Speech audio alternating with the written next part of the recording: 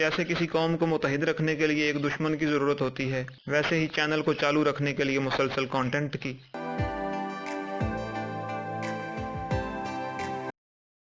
बॉलीवुड में तीनों खान्स आपस में बारी बारी लड़ते और राजी होते हैं। इससे मीडिया भी खुश रहता है, रेटिंग भी मिलती है और किसी का काम भी नहीं रुकता।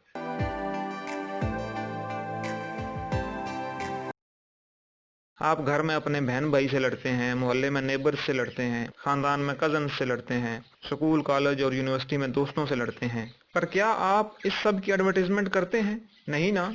लेकिन नहीं भाई, यही तो असल गेम है।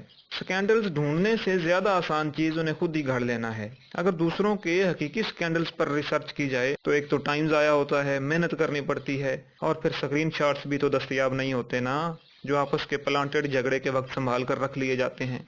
तो बात यह है मुजाहिदों के, जैसे जंग एक नफा बख्श कारोबार है, जैसे मोहब्बत एक पेशा है, वैसे ही कंट्रोवर्सी भी बिकती है।